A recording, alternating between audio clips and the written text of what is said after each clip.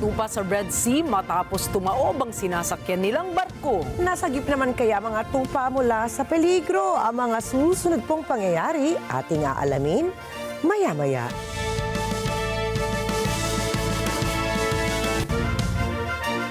Magandang gabi, ako po si Rikki Mathay. Ako si Rikki, Alagao, Flores. Ito ang mata ng Agila International. Para naman sa mga headlines ngayong araw ng Lunes.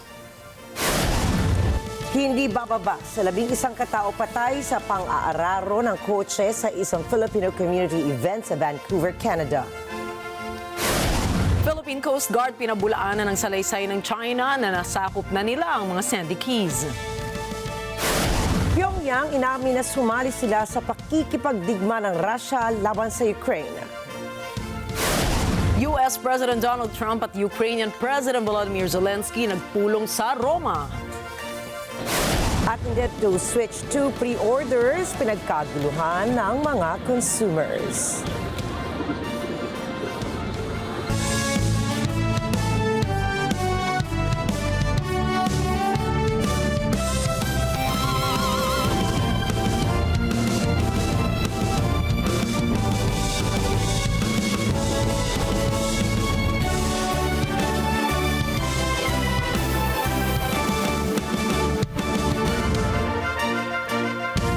Dineploy ng US Marine Corps ang Navy Marine Expeditionary Ship Interdiction System o Nemesis para sa Balikatan Exercises 2025. Ginamit ang missile system sa Maritime Key Terrain Security Operations North para subukin ang kakayahan ng Nemesis sa pagposisyon nito sa nasabing operasyon. Dinisenyo ang Nemesis para targetin ang mga hostile naval forces at palakasin ang kakayahang pandepensa ng Pilipinas at Estados Unidos.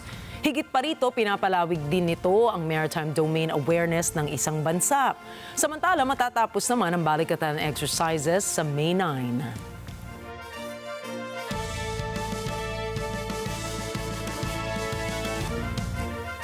Inakusahan ng Beijing na iligal ang pagpasok ng personel ng Philippine Navy, Philippine Coast Guard at maging ng Philippine National Police Maritime Group sa Sandy Keys 1, 2, and 3.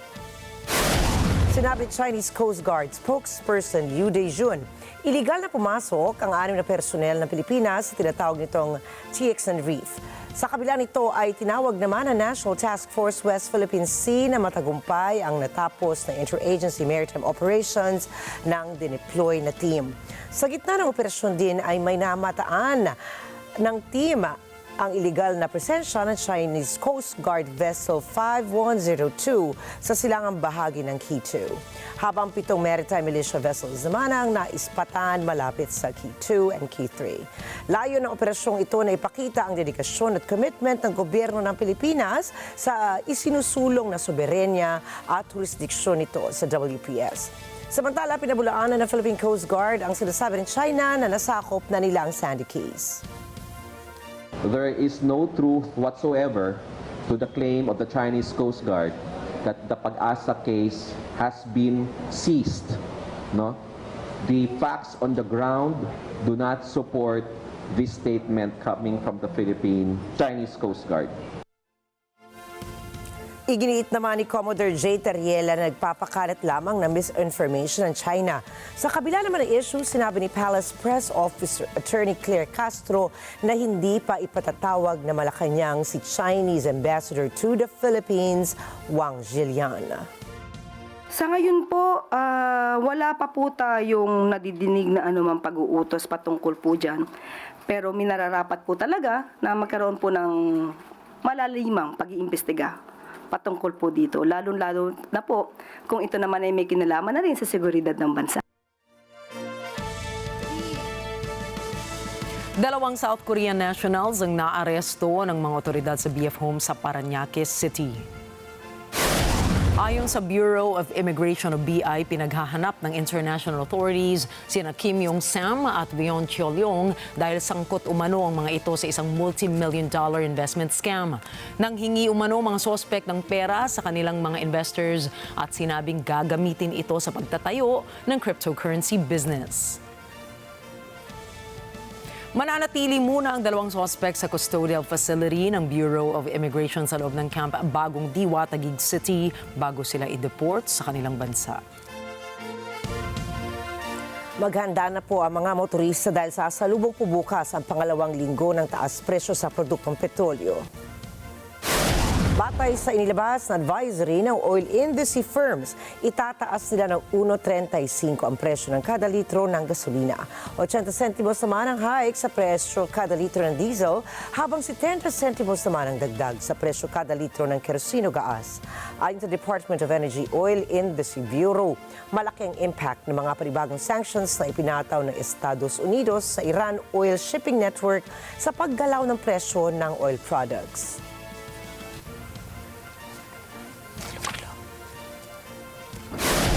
Susunod, North Korea kasali na sa alitan ng Russia at Ukraine. Trump at Zelensky nag-usap sa Roma.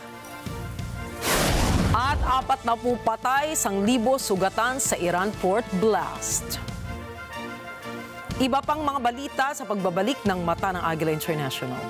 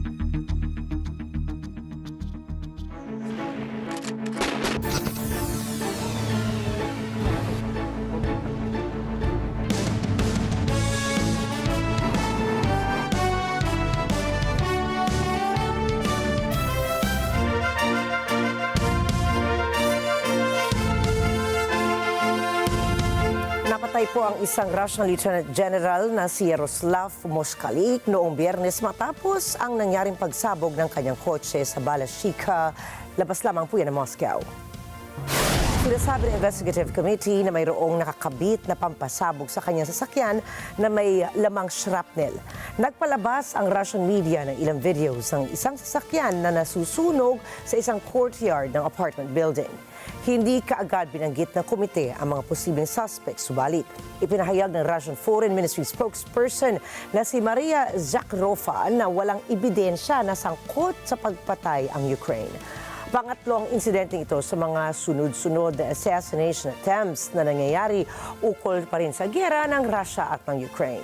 Nauna po rito ang nangyaring pagpatay kay Lieutenant General Igor Kirillov na ang isang Uzbek citizen gamit ang isang bomba na nakatago sa isang electric scooter sa labas ng kanyang apartment building sa Moscow.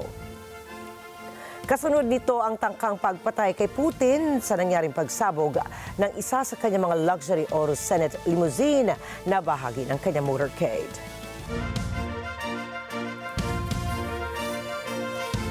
Binati ni Russian President Vladimir Putin ang kanyang militar matapos iulat ni Chief General Valery Gerasimov na umalis na ang lahat ng Ukrainian forces sa Kursk region.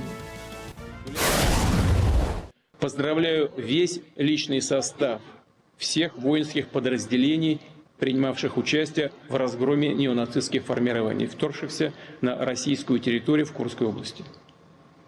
Авантюра киевского режима полностью провалилась, а понесенные противником огромные потери, в том числе и среди наиболее боеспособных, подготовленных и оснащенных, в том числе и западными образцами техники силами ВСУ, а это штурмовые подразделения, спецназ, безусловно, отразятся на всей линии боевого соприкосновения.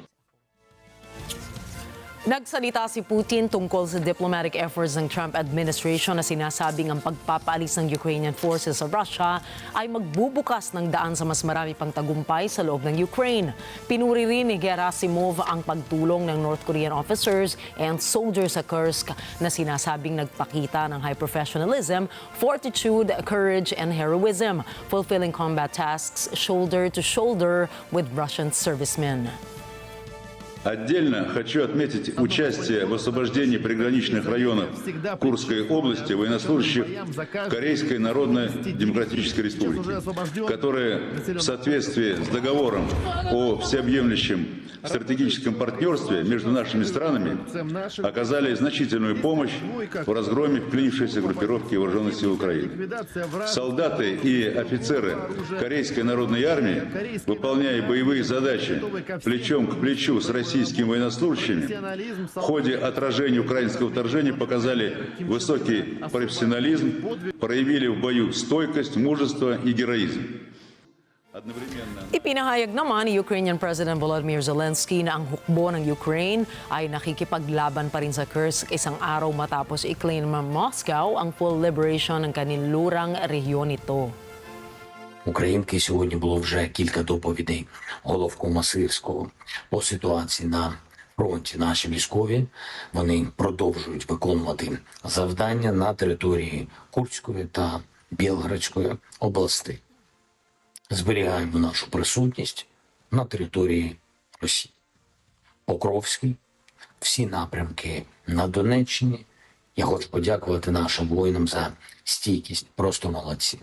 Особливо хороші результати у 3-ї бригади оперативного призначення Національної гвардії на Покровському напрямку.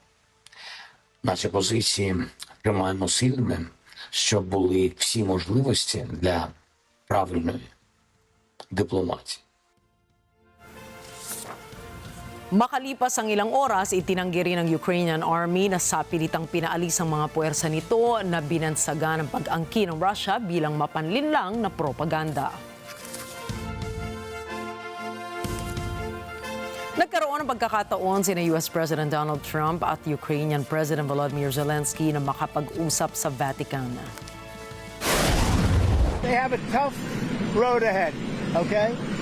And we had a good meeting. It was a nice meeting. It was a beautiful meeting. I'll tell you, it's the nicest office I've ever seen. It was a beautiful scene. But he was very, look, he wants to do something good for his country. Thinks he's doing a good job, and he's working hard. We'll see what happens. It's a very complicated deal. Sa ibinahaging larawan ni Zelensky sa kanyang X-account, makikita ang dalawang lider na malapit sa isa't isa na nag-uusap ng walang kasamang aid sa loob ng St. Peter's Basilica. Isinulat ni Zelensky sa kanyang X-account na naging makabuluhan ang kanilang meeting kung saan napag-usapan nila ang iba't ibang oportunidad. Dagdag pa nito na umaasa siya sa magandang resulta ng lahat ng kanilang napag-usapan para sa kaligtasan ng lahat ng kapwa niya Ukrainian. Nagtapos naman ito sa isang panawagan para sa isang ceasefire at hinimok niya ang international community na makiisa sa kanilang pangarap para sa kapakanan ng international community. Ayon naman sa White House, spokesman na kasama ni Trump, nagkita ng pribadong dalawang lider at nagkaroon ng produktibong pag-uusap na tumagal ng 15 minuto at nagkasundo ang dalawa na ipagpatuloy ang pag-uusap kaugnay sa digmaan sa Ukraine. Ito naman ang unang pagkikita ni Trump at Zelensky ng face-to-face matapos ang kanilang naging mainit na sagutan habang nagpupulong sa White House noong Pebrero kung saan inakusa ni Trump at iba pang US official si Zelensky ng pagiging ungrateful niya sa suporta ng Amerika. Your relationship with President Zelensky better now than things were in the Oval Office? It was never bad. We had a little dispute because I disagreed with something he said, and the cameras were rolling, and that was okay with me. But we had a dispute. But look, he's in a tough situation, a very tough situation. He's fighting a much bigger force, much bigger, and that force has not been very distinguished. It's been a lot tougher than they thought, but it helped them when we gave them $350 billion worth of weapons or cash. Nanawagan sa grupong Hamas si Palestinian President Mahmoud Abbas na isuko na nito ang teritoryo sa mga opisyal ng Palestine. Nakiusap din si Abbas na isuko na ng militanteng grupo ang mga armas nito. Narito po si Lea Velasco para sa detalye. Noong Miyerkules, nanawagan si Palestinian President Mahmoud Abbas sa Hamas. Sinabi nitong panahon na para ibaba ng grupo ang armas nito at isalin na sa Palestinian Authority ang pamumuno sa Gaza. على أساس وحدة القانون ووحدة المؤسسات ووحدة السلاح الشرعي ووحدة القرار السياسي وما يعني بالضرورة وجوب أن تنهي حركة حماس سيطرتها على قطاع غزة وأن تسلم القطاع بكل شؤونه وأن تسلم الأسلحة كذلك إلى السلطة الوطنية الفلسطينية. فيش في دولة بتحترم حالها فيها سلاح. هاي لبنان قديش اشتغل حزب الله بالأخير الآن كله شغل دولة. الدولة هي الموجود. فيش بلد بيسمح بقرارين سياديين وسلاحين وجيشين. هاي مش بلد هاي. Nakatakdang pumili ng kapalit si Abbas ngayong linggo sa gitna ng pressure mula sa Western at Arab powers na nag-aalala ukol sa kakayahan ng Palestinian Authority na gampanan ng papel nito sa matagalang peace efforts. Sa kabila ng nakaraang mga pagtawag ni Abbas sa Hamas na magpasailalim sa Palestinian Authority, hindi pa ito nagawang muli ng Pangulo mula nang magumpisa ang labanan sa Gaza ng atakihin ng militanteng grupo ang Israel. Ayon sa tala ng Israel, 1,200 kataong namatay sa insidenteng iyon noong 7 ng Oktubre at may 250 hostages naman ang binihag. Ang pag-ataking ito ang dahilan ng matinding pagganti naman ng Israel na sa kasalukuyan ay nakapaslang na ng higit 50,000 katao at pagkawasak ng husto ng teritoryo. Kabilang sa mga aksyong diplomatiko ang plano para sa kinabukasan ng Gaza na nakapokus sa pagsasaisang tabi sa Hamas. Subalit sinabi rin ng Israel na hindi nito tatanggapin ang anumang papel ng Palestinian Authority na may limitadong otonomiya sa West Bank. Samantala, makailang beses na tinanggihan ng Hamas ang panawagan ng Israel at Estados Unidos na magbaba ito ng armas. Dagdag ni Abbas, dapat tigilan na ang genocidal war sa Gaza Strip kung saan daang-daang taong namatay kada araw. Lea Velasco para sa mata ng Agila International. Trusted, connected, on point. Kinumpirma ng North Korea sa unang pagkakataon na nagpadala ito ng mga sundalo sa Russia bilang suporta sa pakikidigma nito sa Ukraine. 김종은 동지께서는 조성된 전황이 조선민주주의인민공화국과 러시아 연방 사이에 체결된 포괄적인 전략적 동반자 관계에 관한 조약의 제4조 발동에 해당된다는 분석과 판단에 근거하여 우리 무력의 참전을 결정하고 러시아 측에 통보하시었으며 국가 수반의 명령에 따라 공화국 무력 구분대들은 러시아의 영토를 자기 조국의 영토로 간주하고 드높은 수호 의지와 결사의 정신으로서 희생을 동반한 실제적 전투 행동으로서 조로 두 나라 사이의 굳건한 동맹관계를 증명하였으며 전설적인 무은담들을 기록하였다. Sa isang statement, sinabi ng Central Military Commission ng ruling Workers' Party na nagpasya si North Korean leader Kim Jong-un na magpadala ng kanilang combat troops sa Russia sa ilalim ng Mutual Defense Treaty. Base rin anya sa no-core leader, layunin ng pagpapadala ng kanilang mga sundalo na lipulin at puksain ang neo-Nazi occupier sa Ukraine at mapalaya ang Kursk region sa pakikipagtulungan sa Russian Armed Forces. Tinawag rin ni Kim bilang mga bayani at kinatawan ng kadakilaan ng kanilang mga bansa ang mga nakikipaglaban para sa hustisya.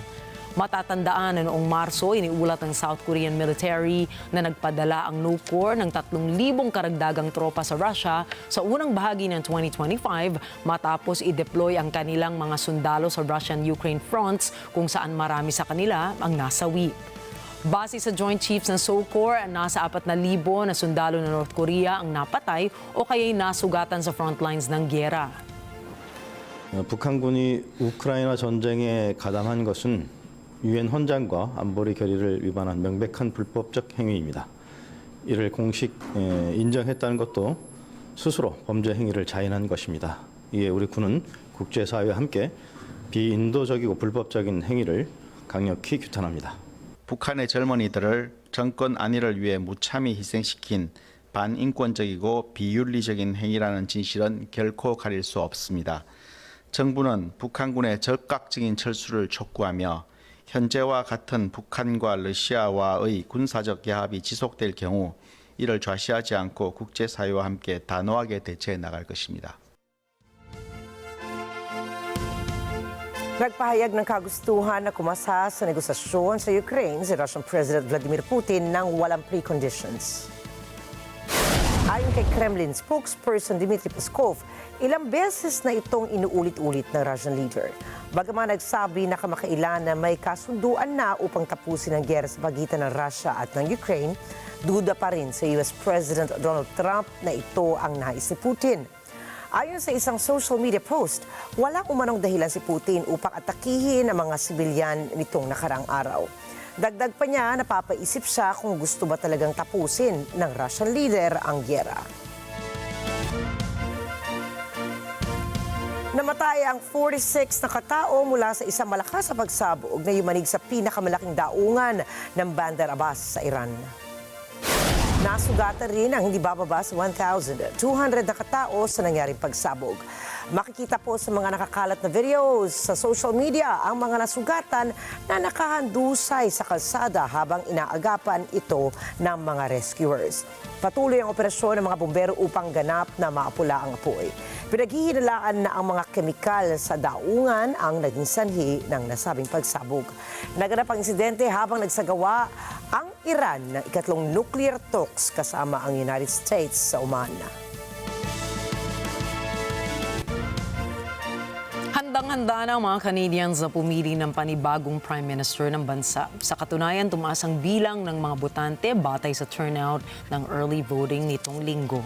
Alamin natin ang mga detalye mula kay Net 25 correspondent Cherry Recolizado. Sa mga ilang araw bago ang araw ng halalan, naging record ang dami ng mga Canadian na sumali sa maagang botohan. Kumpara sa federal na halalan noong 2021, ngayong taon ay may 25% na pagtaas sa bilang ng mga bumotong Canadian. Ayon sa Elections Canada, umabot sa 7.3 milyong tao ang bumoto mula Abril 18 hanggang 21. Sa unang araw pa lamang ng advance voting, 2 milyong boto na agad ang naitala. Ayon sa mga survey nitong linggo, nangunguna ang kandidato ng Liberal na si Mark Carney na may 43.1% lamang ng halos 5 points laban sa kandidatong si Pierre Poilievre ng Conservative Party. Malayo sa ikatlong pwesto ang kandidatong mula sa New Democratic Party na si Jagmeet Singh na may 8.3%. Ang araw ng halalan sa Canada ay sa Abril 28. Hinihikayat ang mga Canadian na magparehistro upang bumoto sa website ng Elections Canada o pumunta mismo sa mga dako ng botohan. Bukas ang mga lugar ng botohan ng 12 oras. Pinapaalalahanan ang lahat ng Canadian na dalhin ang kanilang voter information card at valid government ID bilang patunay ng pagkakakilanlan at tirahan. Cherry Recolizado, Toronto, Ontario, para sa mata ng Agila International. Trusted, connected, on point. Sa Canada pa rin, hindi bababa sa 11 katao ang nasawi habang dosena naman ang sugatan sa mga aararo ng kotse sa isang Filipino community event sa Vancouver. Hawak na ng Vancouver Police ang suspect na nakilala bilang si Kai G. Adam Lo. Ayon sa mga otoridad, naniwala silang walang bahid ng terorismo ang trahedya. Sa Vancouver, narito si Net 25 correspondent Kathleen Gao. Ayon kay Interim Police Chief Steve Rai, hindi terorismo ang insidente dahil walang ebidensya ng detalyeng politikal ni ideolohikal sa likod ng pag-atake. Ani Rai, nagsimula ang trahedya pasado alas 8 ng gabi ng Sabado sa Lapu-Lapu Day Block Party bilang pagkilala sa pambansang bayani. Although it was scheduled to wrap up at 8 p.m., there were still many people in the area when the incident occurred. The vehicle that struck festival goers approached the festival area from the west on East 43rd Avenue. It entered a small crowd enclosed area and drove through the crowd. There were hundreds of festival goers still on the street, and multiple people were struck by the vehicle. There are now 11 confirmed fatalities. Ayon kay Rai, maaaring tumaas pa ang death toll dahil marami sa mga sugatan at nasa kritikal na kondisyon. Anya, ang mga biktima ay nasa iba't ibang edad. Dinala ng paramedics ang mga sugatan sa siyam na iba't ibang ospital dito sa Vancouver. Ang pag-atake at naganap sa gilid ng kalye kung saan nakahilera ang food trucks katabi ng isang eskwelahan kung saan ginaganap ang selebrasyon. Nasaksihan ni Joshua Polentan ang trahedya. Right there, some car, some Audi, black Audi, he just like stopped or whatever. I don't know, but from over there, from like the start right there, he just pushed the gas all the way through the whole block right there, crashing into like everyone in his way. Sinubukang tumakas ng sospek ngunit hinabol ito ng mga tao. Inipit ng mga tao ang sospek sa isang bakod hanggang dumating ang mga pulis. 10 minuto ang nakalipas. Nagbigay ng mga detalye si Rai ukol sa sospek. The person we have in custody does have a significant history of interactions with police and healthcare professionals related to mental health.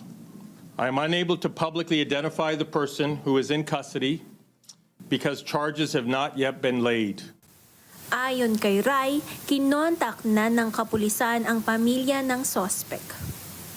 Ani Rai, higit sa 100 Vancouver police officers ang tumutulong sa investigasyon. Nang tanungin kung bakit hindi hinarangan ng kalye kung saan naganap ang trahedya, ani Rai, hindi nila inisip na delikado ito nung una. I know there are questions about whether this tragedy could have been prevented. The Vancouver Police Department worked with the City of Vancouver to conduct a risk assessment prior to the Lapu-Lapu Festival. The majority of activities associated with the festival were taking place on the grounds of a high school, which is not directly accessible via public roadway. The only public roadway that required partial closure was on a minor street behind the high school. And this area was designated for food trucks. And there were no known threats to the event or to the Filipino community. 24 oras na assistance center ang inilaan upang tulungan ang mga taong naapektuhan.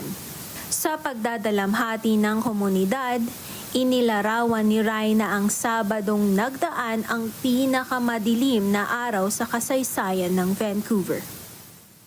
Last night, as thousands of members of Vancouver's Filipino community gathered for an important cultural celebration, the actions of a single person shattered our collective sense of safety. It is impossible to overstate how many lives have been impacted forever by this lone individual. Nag-alay ng kanyang pakikiramay si Prime Minister Mark Carney.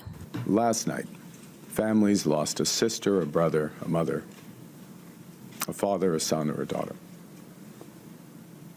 Those families are living every family's nightmare. And to them and to the many others who were injured, to the Filipino-Canadian community, and to everyone in the broader Lower Mainland, Vancouver, I would like to offer my deepest condolences and my wishes for strength and compassion in this tragic time. Habang iniisip ng Filipino community kung bakit nangyari ang ganitong trahedya, nagpahayag ang organisasyon na bumuo sa selebrasyon ng pagdadalamhati para sa mga biktima at pamilya ng mga ito. Ayon sa organisasyon, oras ito ng tulungan at suporta para sa bawat miyembro ng komunidad. Ayon sa post, hindi kayo nag-iisa. Kathleen Ga, Vancouver, Canada, para sa mata ng Agila International, trusted, connected, on point. Sa kaugnay na balita, ipinabuhat ni Pangulong Ferdinand Marcos Jr. ang kanyang pakikiramay sa pamilya ng mga Pilipinong apektado ng trahedya sa isinagawang event sa mga Filipino community sa Vancouver, Canada. Sa Sa pahayag na inilabas ng Pangulo, tiniyak niya ang kooperasyon ng Philippine Consulate General sa Vancouver para makipagtulungan sa Canadian authorities sa isinasagawang investigasyon sa insidente. Tutulong din ang konsulada na magkaloob ng ayuda ang suporta sa mga biktima ng trahedya. Binigyan din naman ni PBBM na kaisaan niya ang buong bansa ng mga pamilya ng mga biktima at ang Filipino community sa Vancouver, lalo na ngayong humaharap ang mga ito sa matinding pagsubok. Sa mismong Labor Day o 1 ng Mayo, ilulunsad ng Department of Agriculture DA at National Food Authority o NFA ang pagbebenta ng 20 pesos kada kilo ng bigas sa Cebu. Sinabi ni Palace Press Officer Undersecretary Claire Castro na sa May 2 naman sisimula ng pagbebenta ng murang bigas sa Kadiwa Store sa Visayas Avenue. Maglalabas din anya ng guidelines ang pamahalaan kung saan-saan pang lugar sa Visayas ibebenta ang 20 pesos kada kilong bigas na galing sa mga lokal na magsasaka. Samantala, muling pinabulaanan ni Castro ang tinawag niyang fake news na may amoy ang ibebentang murang bigas dahil hindi pa ito inilalabas at wala pang nabibili nito sa mga palengke sa Visayan Region. Pinapasinungalingan na po namin yung sinasabi sa mga balita na ito'y may amoy. Unang-una, hindi pa po nag-roll out, kaya po ito ay masasabi natin isang disinformation. Pangalawa po, sinabi po ni Secretary Laurel na ang una pong ilo-launch po ito sa Cebu, May 1. So kung saan po ito ibebenta, ito po ay ayon na rin po sa guidelines ng local government units.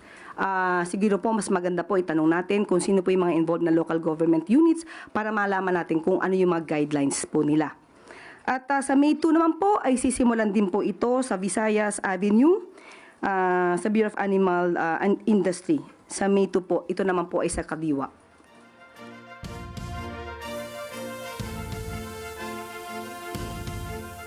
Sa isang interview sa Karkar, Cebu, inamin ni Vice President Sara Duterte na kasama ang kanyang pangalan sa listahan ng mga posibleng ipaaresto na International Criminal Court or ICC. Ayon sa bise, nakita niya rin sa naturang listahan si Senator Ronald Bato de la Rosa, dating PNP Chief Al Bayalde, dating Police General na si Danao, maging sina Police General Karamat at Senador Bongo. Subalit kumpiyansa si VP Sara na matagal pa bago siya mapaaresto dahil nasa malayo ang kanyang pangalan at mayroon pa anyang ibang mauuna. Naniniwala rin anya na ito ay politically motivated at ang pagkaaresto ng ICC kay dating Pangulong Rodrigo Duterte na nasa detention unit ngayon sa The Hague. Binigyan diin ng bise na malakas at banta o ang banta sa mga Duterte sa 2025 at 2028 elections kung kaya napunta sa the Netherlands ang kanyang ama.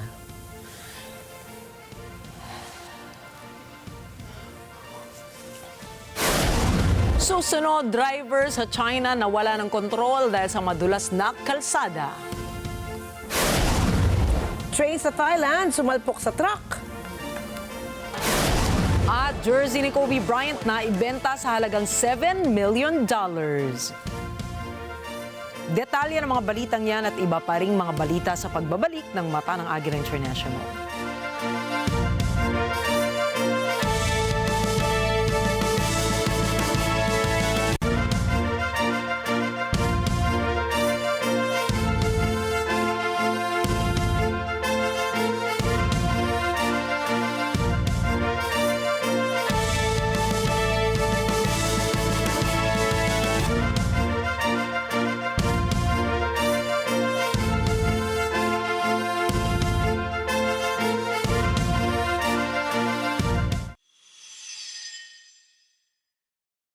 Happy anniversary to you! Happy anniversary! Happy anniversary to you! Happy anniversary! Happy 25th anniversary sa Net25! 25 years, o ba? 25 on 25 on 2025! O, diba? Happy anniversary po! Mula sa amin, Ali Soto, Pat Pidasa, at mula sa buong ASP. Ayan, happy anniversary! Bulacan, Sa Martes, darayo tayo sa Land of the Brave, Cavite, dyan sa Barangay 58A, Cavite City. Sa Miyerkules, hindi tayo mababato sa Barangay Balong Bato, San Juan City. Ngayong Huwebes, makikisaya tayo sa Barangay Buting, Pasig City. Babalik tayo ng Bulacan sa Biyernes, sa Barangay Lias, Marilao, Bulacan. Kakatukin namin kayo at gigisingin tuwing umaga dito lang sa LTE. Love! Tony Pet. Tenebra Fang! Let's get together sa Net 25. Sa Net 25.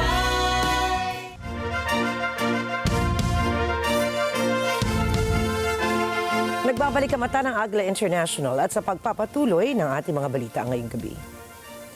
Patuloy na nakararanas sa matinding pagbaha at pagguho ng lupa ang ilang bahagi ng Colombia, bunsod ng walang tigil na pag-ulan. Kabilang sa mga pinakamatinding aapektuhan ang mga lugar ng Antigua, Tolima, Huila at Valle del Cauca.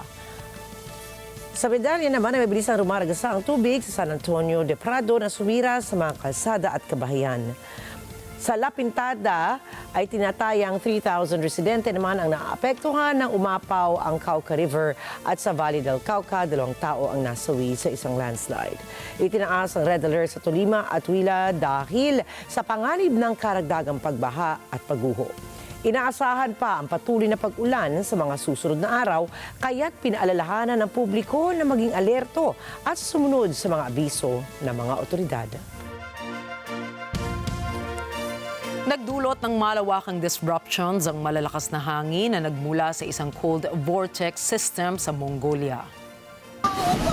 Umabot sa 168 kilometers per hour ang bugso ng hangin dahilan upang kanselahin ang daan-daang mga flight, suspindihin ang ilang tren.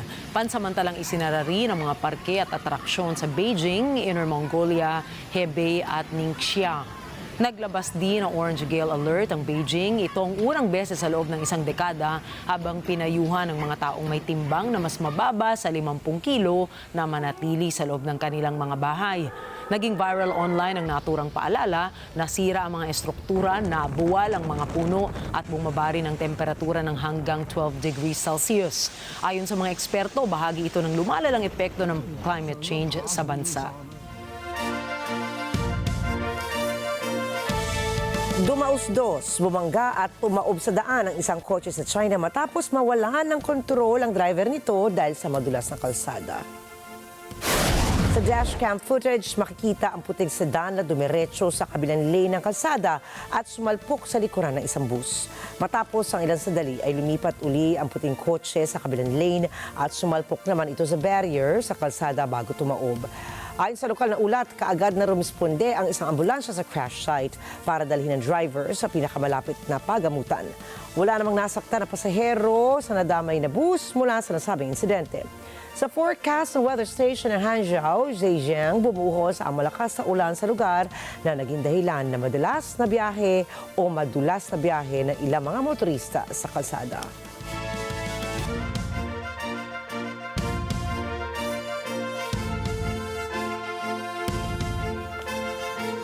Maihahalin tulad ang eksenang ito sa kilalang eksena naman sa Titanic na paglubog ng titular ship sa North Atlantic Ocean dahil sa halip na sina Jack at Rose ang naghihintay na sagipin sa tubig ay mga alagang tupa ang siyang bumida sa isang shipwreck. Makikita sa video mga Yemenis na nagmamadaling iahon ng kanilang mga alagang tupa sa tubig bago sila malunod ng tuluyan. Mapapansin din na may ilan sa mga hayop ang lumalangoy na patungo sa mga bangka ng kanilang mga amo. Ayon sa lokal na ulat, higit sa 160 mga tupa ang nalunod dahil sa trahedya. Tutungo sana sa Djibouti ang barko para dalhin ang mga naturang mga hayop. Tumulong naman ang ilan sa mga local fishermen mula sa Ras Al Ara sa pagsagip sa mga tupa. Iniimbestigahan naman ng mga otoridad ang sanhi ng pagtaob ng commercial ship.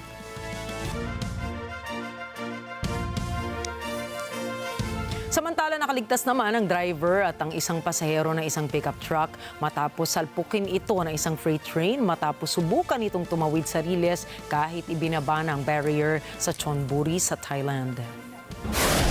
Ayon sa lokal na ulat, nakaladkad ng tren ang kotse sa layo na 50 metro mula sa tawiran.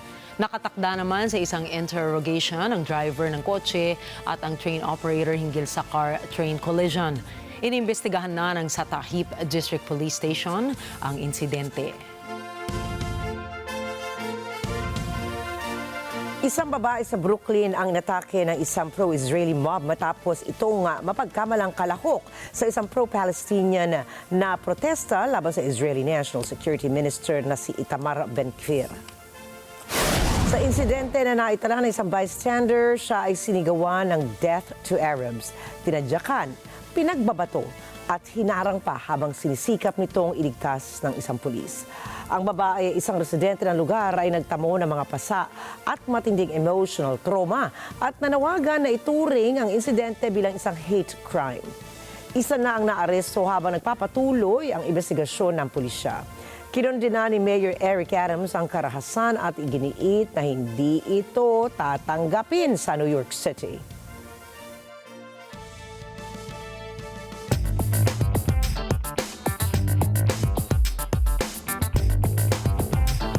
Nagbabala namang kamakailan ng isang U.S. cross-border e-commerce practitioner ng ginugulo ng mga taripa ng Estados Unidos ang cross-border e-commerce.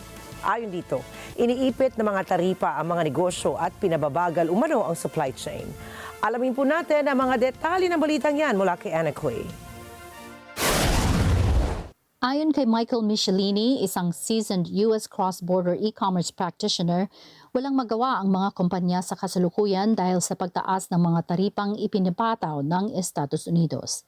Anya, pinipigilan ng mga ito ang e-commerce businesses at hinaharangan ang mas malawak na supply chain.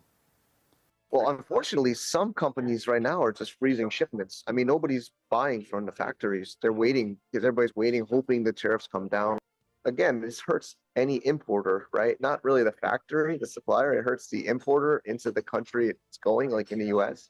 So if you're a U.S. business and you buy $100,000 of products and you have to pay $150,000 on top for tariffs, you're paying $250,000 up front, hoping you make it back. So some people have just frozen shipments and not even like paid for the duties and are stuck at port.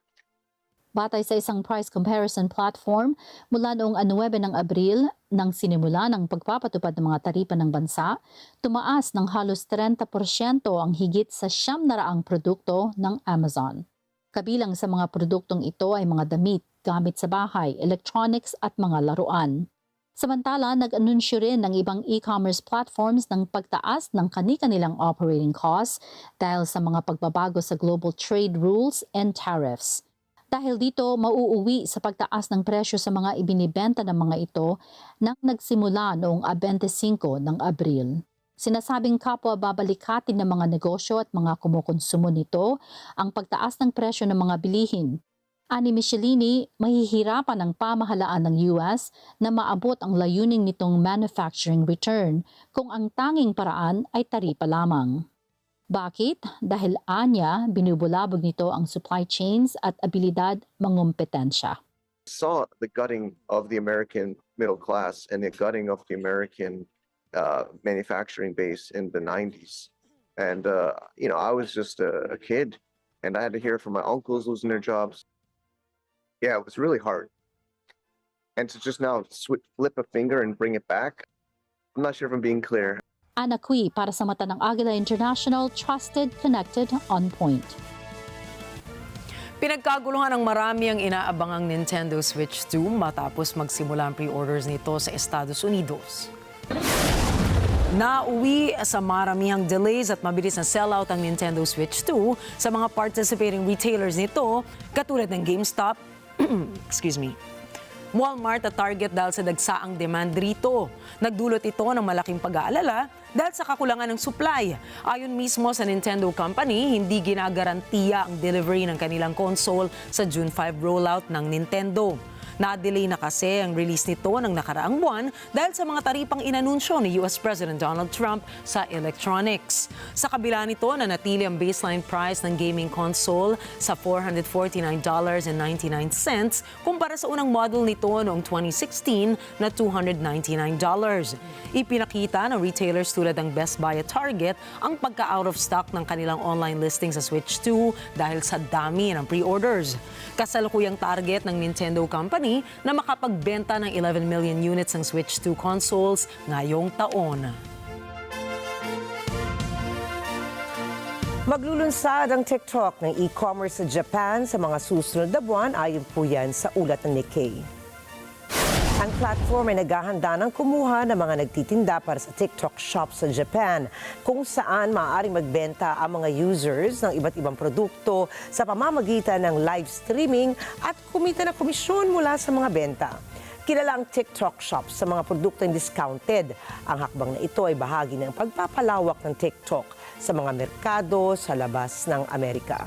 Kasalukuyan naghihintay ang TikTok ng resolusyon ukol sa operasyon nito sa US matapos ang isang batas noong 2024 na nag-aata sa TikTok na ipagbili ang bahagi ng parent company nitong ByteDance.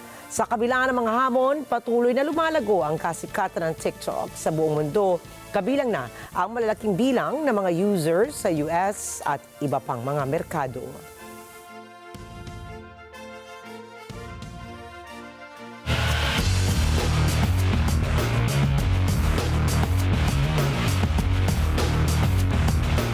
Nagpasiklab na naman ang isang all-around performance si Stephen Curry para sa Round 3 face-off ng Warriors laban sa Houston Rockets habang binigla ni Aaron Gordon ang madla sa series tie ng Nuggets-Clippers matchup. Si Kyle Lara para sa play-by-play. Sa kabila ng pagliban ni Jimmy Butler dahil sa injury mula sa nakaraang laro, natagpuan naman ni Stephen Curry ang kanyang shooting groove na sinubukang pigilan ng Houston Rockets sa kanilang Round 3 showdown sa Chase Center. Nagtapos ang kanilang laban sa 2-1 series lead laban sa Rockets na may final score na 104-93. Sumungkit si Mr. 4K ng 36 points na may 12 for 23 on the field, 9 assists at 7 rebounds sa loob ng 41 minutes. Kasabay nito ang pagkamit ni Buddy Hield ng 17 points na may 5 3-point dimes at ni Gary Payton na may 16 points shooting 7 for 9 on the court. Samantala, binigla ni Aaron Gordon ang buong Intuit Dome matapos ang kanyang game-stealing clutch dunk para sa series tie ng Denver Nuggets laban sa Los Angeles Clippers na may final score na 101-99. Matagumpay ang kanyang mala-Air Gordon finisher nang masalo ang 3-point attempt ni Nikola Jokic sa huling natitirang segundo ng fourth quarter. Nagkamit rin siya ng 14 points, 6 rebounds at 5 assists para sa Denver.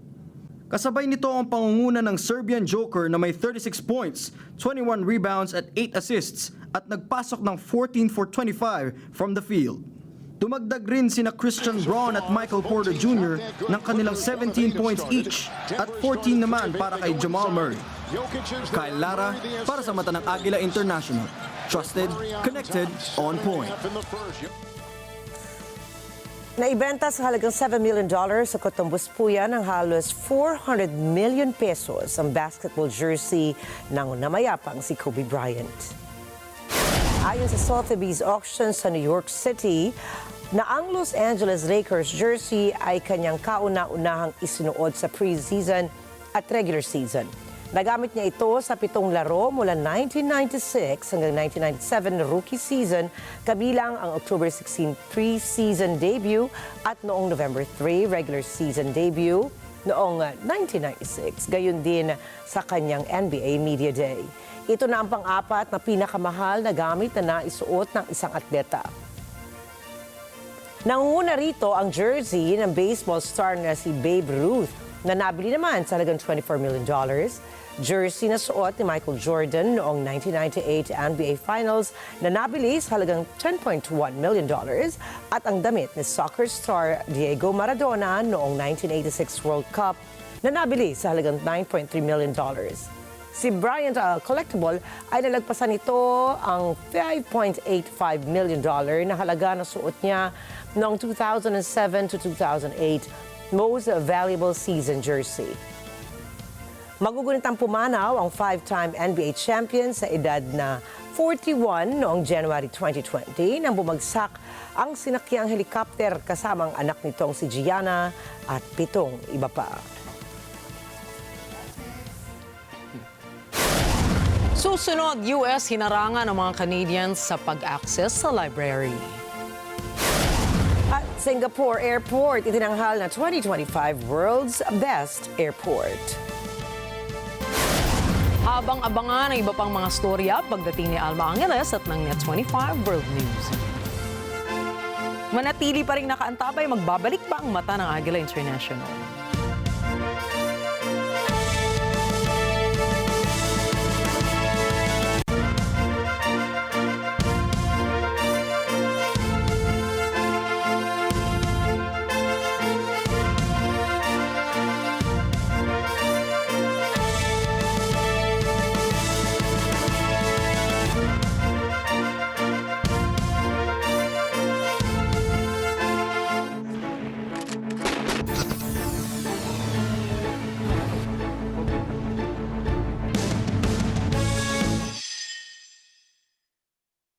Hello po, ako po si Wedge Kujawat. Ako po si Gianna Llanes. At kasama po kaming nakikigalak sa pagdiriwang ng Net25 ng kanyang ika-25 taong anibersaryo.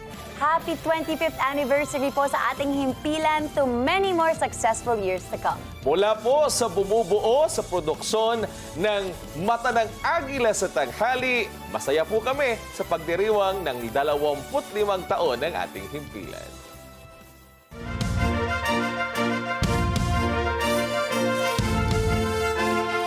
Isang cross-border library na dati-rati kakaibang joint attraction ng mga bansang Canada at Estados Unidos ang ngayon isang isyong teritorial na. Alamin natin mga detalye mula kay Marjorie Quintos. 2 ng Haskell Free Library and Opera House ay nasa Canada. 3 nito ay nasa Estados Unidos kasama ang pinakamahalagang bahagi ng gusali, ang pasukan. Ipinaliwanag ni Board of Trustees President Sylvie Boudreau ang layout ng kakaibang aklatang ito. Okay, here we are in the library. So we are in Canada. All the books are in Canada, except the children's book, part in Canada, part in the United States. So here, all the books are in Canada, if you want to follow me. We are here at front desk, and we are still all in Canada here. Yeah, here I am in United States. And the way the people are doing it, usually they are 1 foot in Canada, 1 foot in the United States. When the people are coming here, they are putting 1 foot in Canada and 1 foot in the United States with the little flags. This is the picture, the famous picture of the Haskell Library. Dati-rati, naa-access ng Canadians ang library gamit ang main entrance nito na nasa Vermont State ng US na hindi dumaraan sa formal border crossing. Hindi rin kailangan na magpakita ang mga ito ng pasaporte. Subalit kamakailan, inanunsyo ng administrasyon ni Pangulong Donald Trump na kung hindi miyembro ng aklatan, hindi na maaaring pumasok ang Canadians gamit ang US side. At mula sa 1 ng Oktubre, lahat ng Canadians, miyembro man ng aklatan o hindi, ay dapat dumaan sa border control upang makapasok sa library. Ani Boudreau, kapwa American at Canadian users ng library ay tila nadismaya sa bagong tuntunin. The patrons and all the people in the 2 communities were very mad. They were frustrated. Americans were apologizing because they were just like, this is not us. We don't want this. People felt betrayed because the symbol of the library is really friendship, unification. But I see it that what happened is we raised above all that. We rose about all that because people stuck together and they said, okay, let's do it. We will show them that it's not because they are doing this that we will stop being friends, that we will stop coming to the library, that we will stop giving our support to the library. So it was a movement of solidarity that was amazing and still amazing, still. Nagbukas ang aklatan at ang katabi nitong Opera House noong 1904 nang pinapayagan pa ang cross-border structures. Pinondohan ito ni Canadian philanthropist Martha Stewart Haskell upang pagyamanin ang cross-border friendship at kooperasyon sa pagitan ng US at Canada. Bagamat pampubliko ang aklatan, ito ay privately owned na pinatatakbo ng pribadong international board ng 4 na American at 3 Canadian directors. Ang gusali ay kinikilalang makasaysayang lugar ng 2 bansa. Subalit ayon sa Administrasyong Trump, ginagamit ito ng drug traffickers at smugglers kung kaya't ang pagsasara nito sa Canadians ay para proteksyonan ang mga taga-Amerika. Nitong mga nakaraang taon, ginagamit ang aklatan ng mga pamilyang pinaghiwalay ng isyong pamvisa upang magkita ng personal. Subalit minsan din itong ginamit ng iligal para magpasok ng higit 100 handguns sa Canada. Ang mga ito ay binili sa Florida at iniwan sa basurahan sa banyo ng aklatan upang pick-upin ni Canadian Alexis Vlachos. Ibinenta ni Vlachos ang mga baril sa Quebec na may mahigpit na mga batas ukol sa baril. Noong 2018, sinintensyahan si Vlachos ng Federal Court sa Burlington, Vermont ng hanggang 51 buwan ng pagkakakulong. Ayon naman kay Boudreau, bihirang-bihira ang mga insidenteng tulad nito at kumpiyansa ito sa staff ng aklatan na kayang kilalanin at supilin ang anumang iligal na mga galaw. Upang tugunan ang tuntunin ng US, sinimulan ng aklatan na i-convert ang emergency exit nito na nasa Stansted, Quebec bilang panibagong pasukan para sa Canadians. Now everything changed. So we needed to have an entrance in Canada, because if we don't have that entrance in Canada, it means that everyone that are in Canada would have to go through the port of entry, official port of entry. And for some people, they don't have passport. When we have schools coming with buses, kids don't have their passport.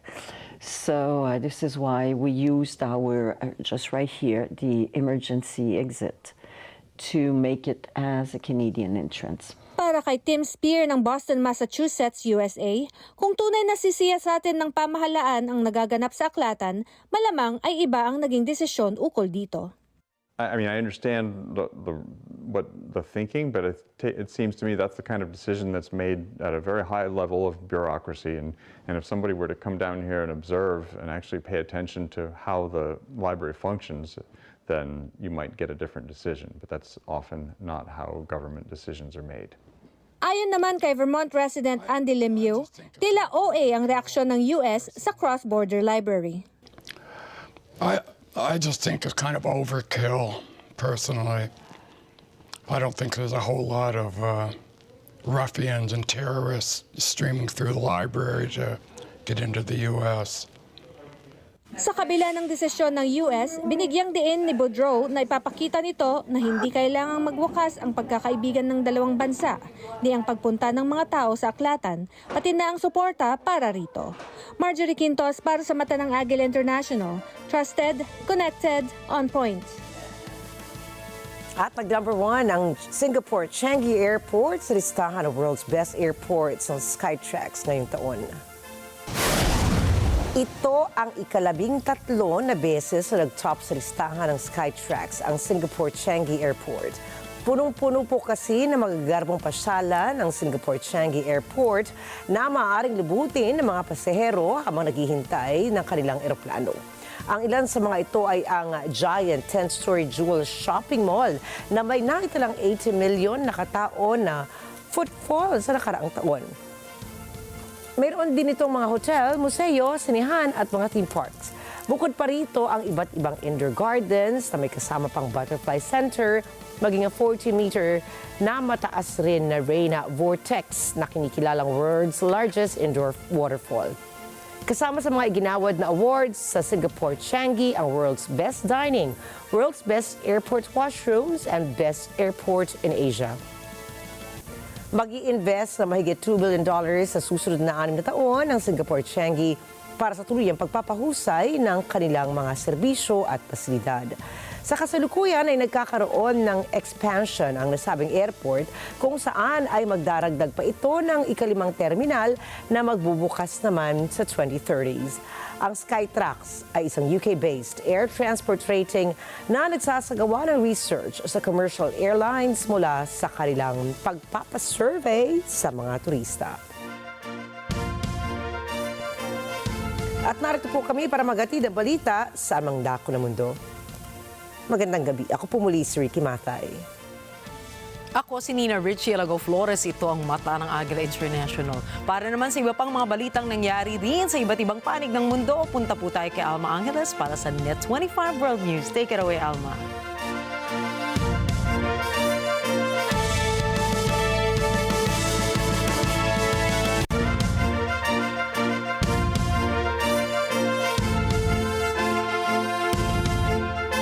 Thank you, Nina and Rikki. Good evening, everyone. I'm Alma Angeles for Net 25 World News on tonight's headlines. New details are emerging from Vancouver following that tragic event at the Filipino Festival. Now, authorities have now identified and charged a 30-year-old local student. His name is Kaiji Adam Low with murder. 11 people have now died. Their ages range from 5 to 65. I'm able to say that the person we have in custody does have a significant history of interactions with police related to mental health. And the news starts now.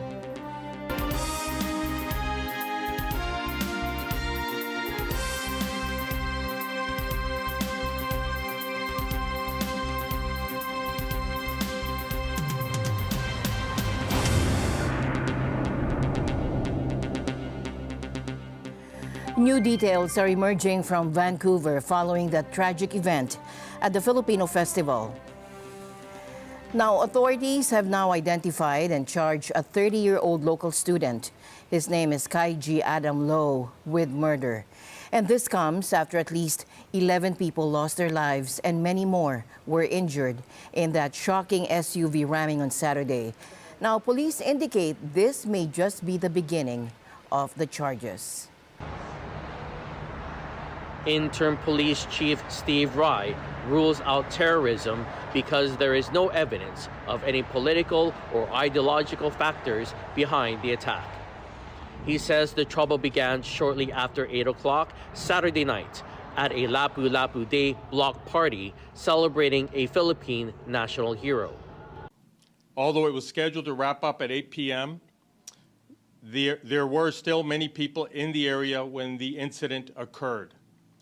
The vehicle that struck festival goers approached the festival area from the west on East 43rd Avenue. It entered a small crowd enclosed area and drove through the crowd. There were hundreds of festival goers still on the street, and multiple people were struck by the vehicle. There are now 11 confirmed fatalities. Rai fears the death toll could go higher because several of the injured are in critical condition. He says the victims span a range of ages but offered no other details. Paramedics took the injured to 9 different hospitals in Vancouver. The attack took place on a side street where food trucks had been parked adjacent to a school ground where the celebration took place.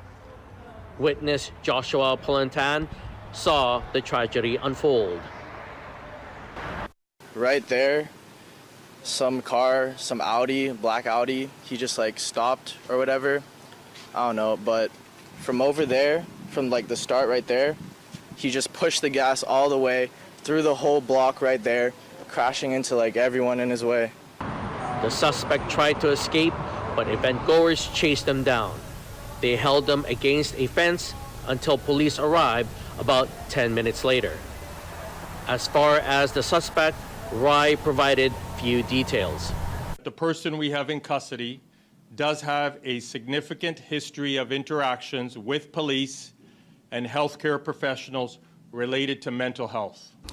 Number one, the suspect has been arrested and is currently in VPD custody. Secondly, evidence points to this not being an act of terrorism. Thirdly, the individual in question has a significant history of mental health issues. And fourthly, he is known to police for a multitude of mental health interactions. Now, it would appear that mental health appears to be the underlying issue here. Rai says police have been in contact with the suspect's family. He says more than 100 Vancouver police officers are working on the investigation. Asked why the streets where the tragedy occurred had not been blocked off, Rai says at the time they considered it low risk. I know there are questions about whether this tragedy could have been prevented.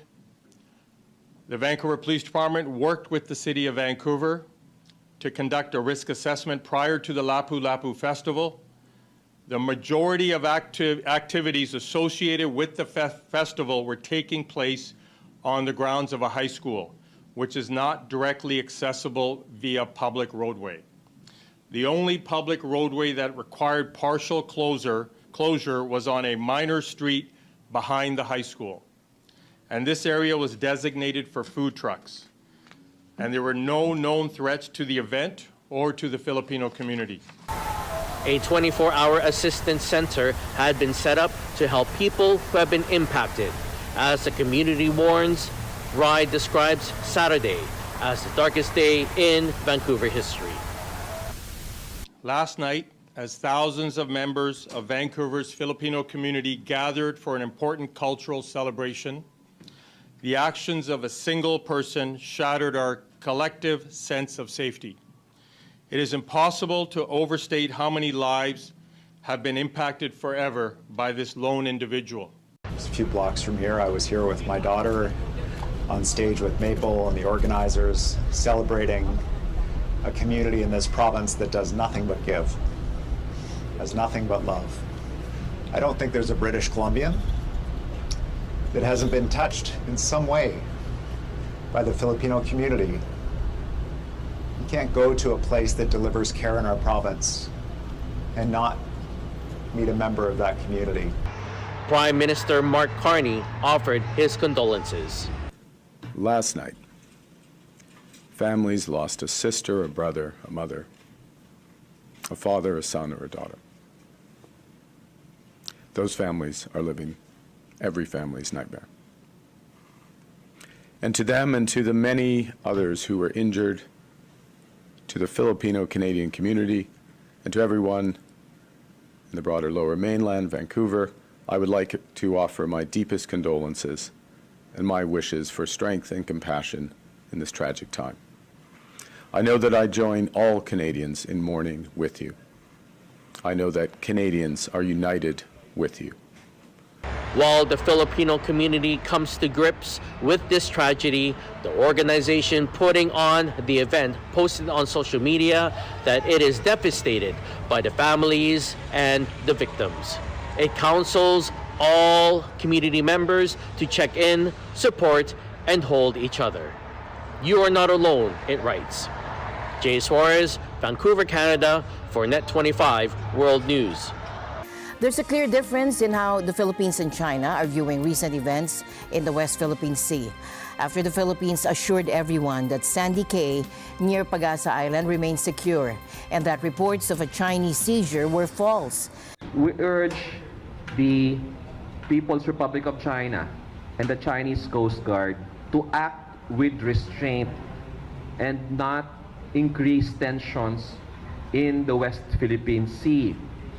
We remind them of their commitment in the 2002 Declaration of Conduct, which they themselves adhere to, which they themselves continue to refer to in each and every statement issued by the Chinese Foreign Ministry. We also ask them to stop all provocative activities in the West Philippine Sea. China has now responded. Their foreign ministry claims their Coast Guard's landing on what they call Taixian Reef was a necessary measure to counter the Philippines' illegal landing and other provocations. They emphasize that the reef is uninhabited and that their actions were about asserting their sovereignty. Taishan Reef or Sandy Cay Reef is part of China's Nansha Islands and is an uninhabited reef. China's rights protection and law enforcement activities there are conducted in accordance with the law, aimed at countering the Philippines' illegal landings and other acts of infringement and provocation, firmly safeguarding national territorial sovereignty, ensuring that Taishan Reef or Sandy Cay Reef remains uninhabited and without facilities, and upholding the seriousness of the Declaration on the Conduct of Parties in the South China Sea. We can already observe how the Chinese government plan out their strategy. It always starts with a lie, and then if you're not going to counter the lie, they're going to operationalize that lie and take possession of whatever narrative that they have. So while Manila says no takeover occurred, Beijing is justifying their actions as a response to alleged Philippine moves. Who are we to believe? Tonight, we also bring you breaking news out of Clearwater, Florida, where a ferry packed with passengers collided with a recreational boat, leaving one person dead and several others injured. Take a look. Emergency crews rushed to the scene near the Memorial Causeway Bridge just after sunset. Authorities say the ferry was carrying more than 40 people when the crash happened, and the situation quickly escalated into what officials called a mass casualty event.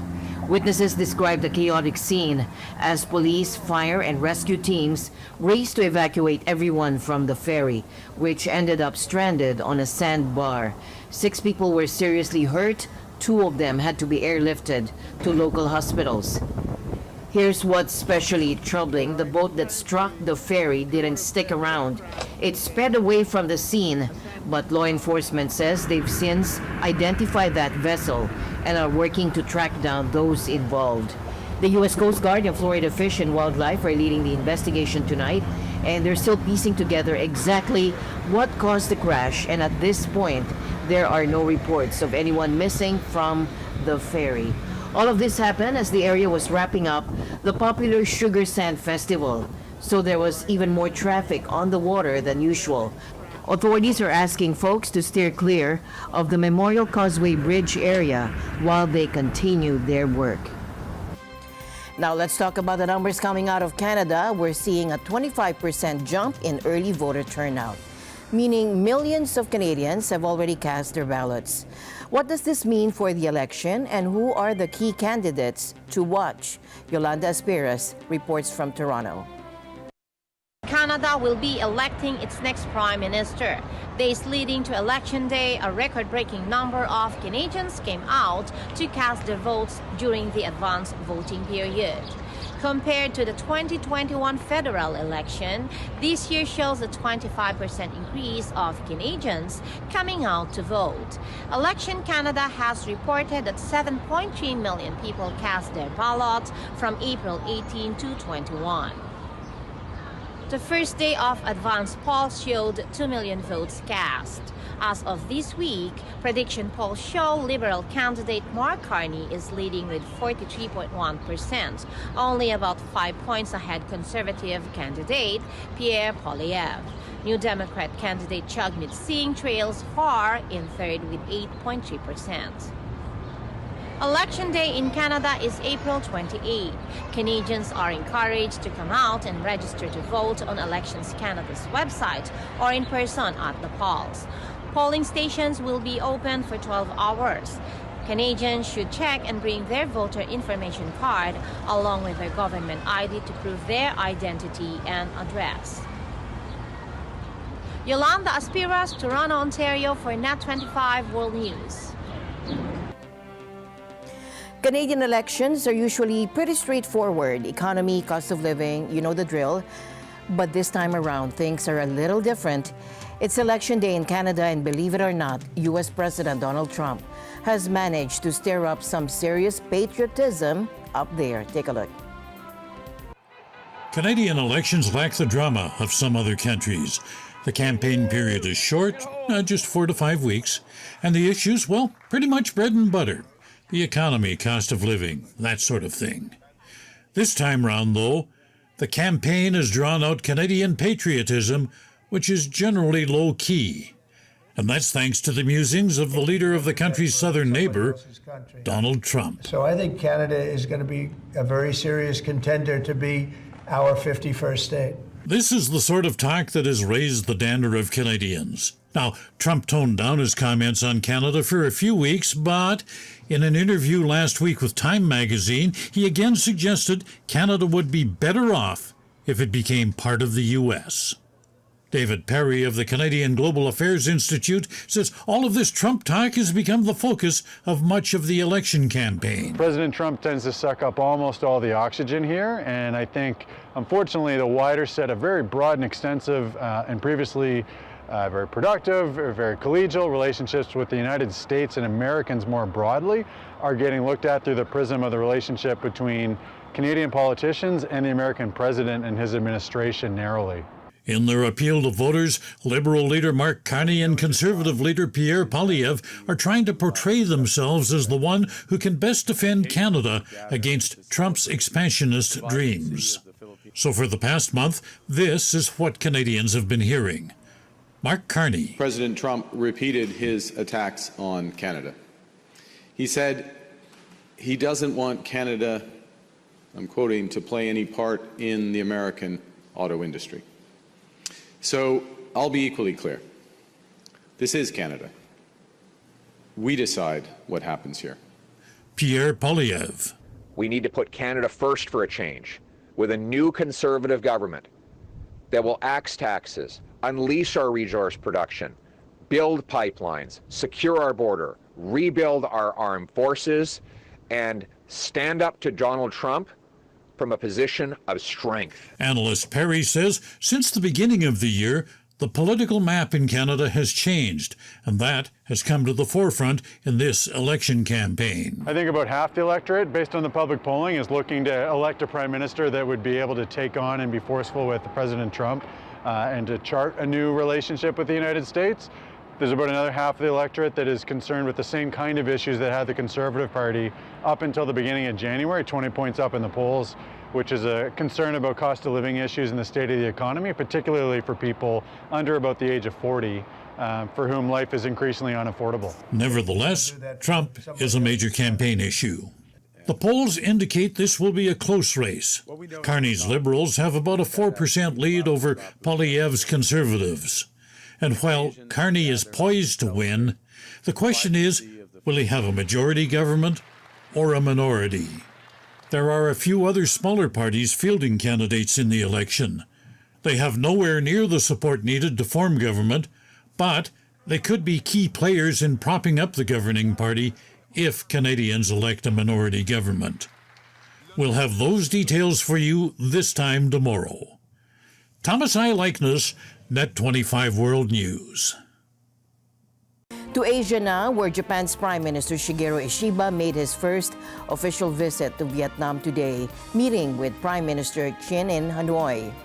The two leaders agreed to step up trade between their countries and committed to keeping global trade open and fair, especially as the threat of steep U.S. tariffs looms over both economies.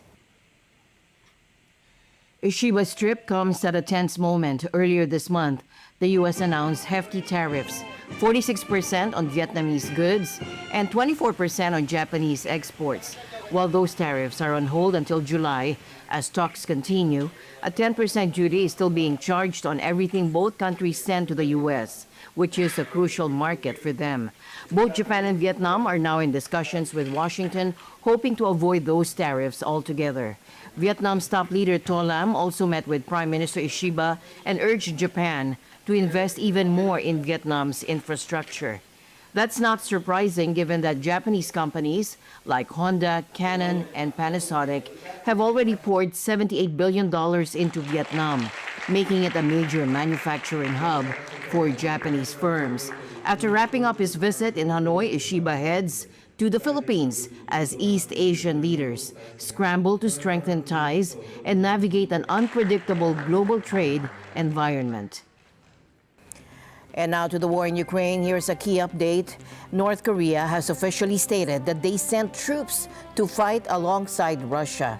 And this decision came straight from Kim Jong-un. And Pyongyang is claiming their forces helped Russia regain control of the Kursk region. Russia has also acknowledged this deployment, with Putin expressing his gratitude. This move, which follows reports of substantial North Korean military aid to Russia, is a significant development, though Ukraine is disputing Russia's claims of fully expelling their forces from the Kursk area. The news that North Korea has deployed troops to fight for Ukraine or to fight for Russia in Ukraine is significant on its own. But some experts are going even further, suggesting Pyongyang's support is fundamentally altering the course of the conflict.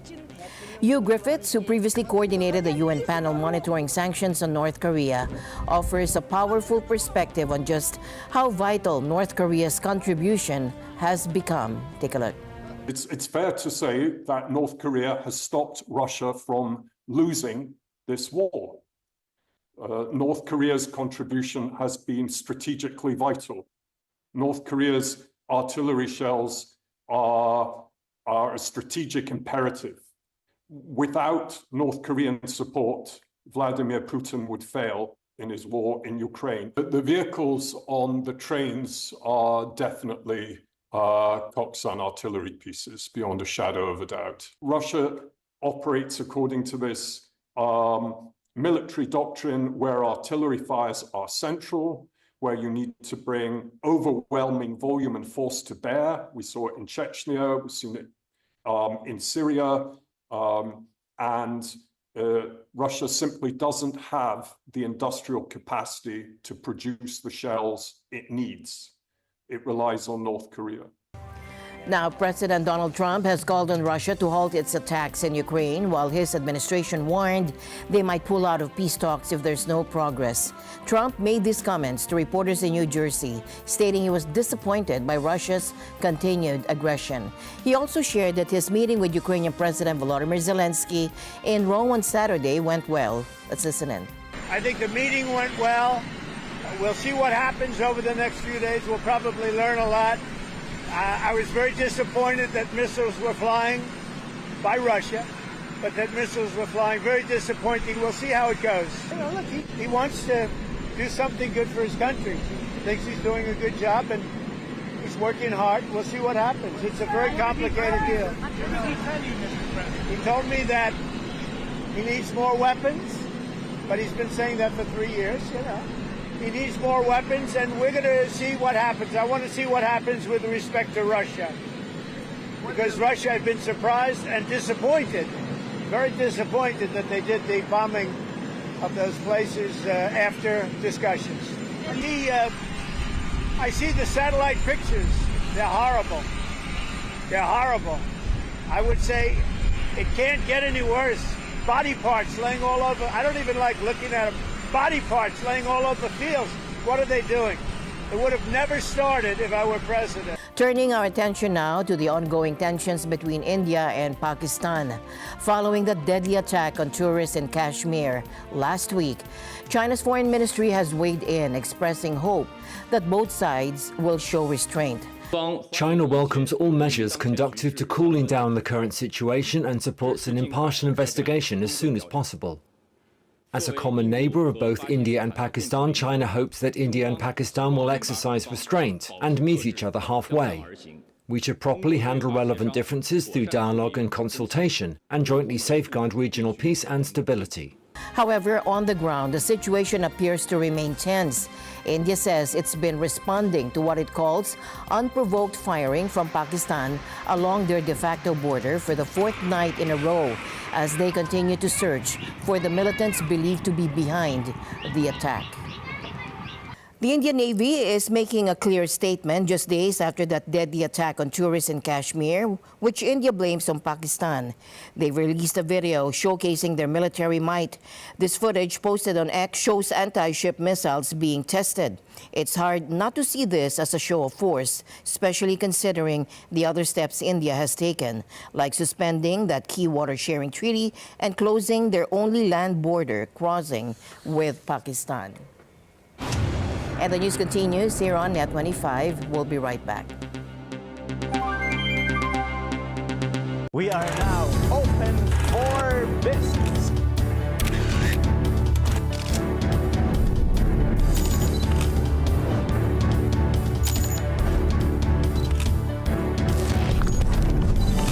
It is a signal to the world. We are open for business. Open for Business with Cesar Vallejos. Every Sunday, 9 p.m. Sa Net 25.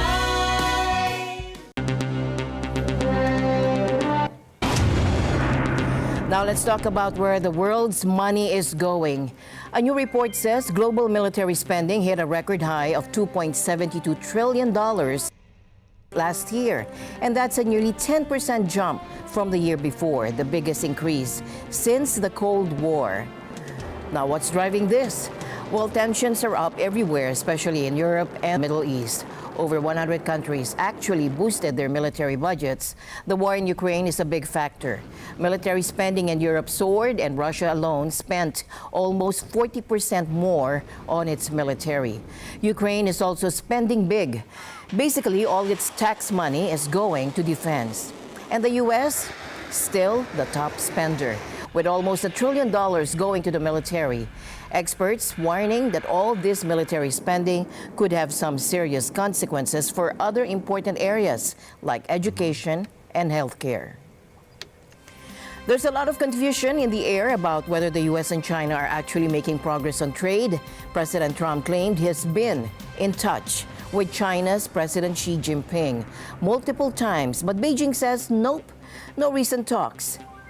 Even the U.S. Treasury Secretary seemed in the dark about any direct leader-to-leader conversations. Take a look. Is the US talking to China about a deal on trade or not? Last week, Donald Trump suggested that he had been in touch with Chinese leader Xi Jinping. I spoke to him numerous times. However, he didn't say when the contact had happened or what they had discussed.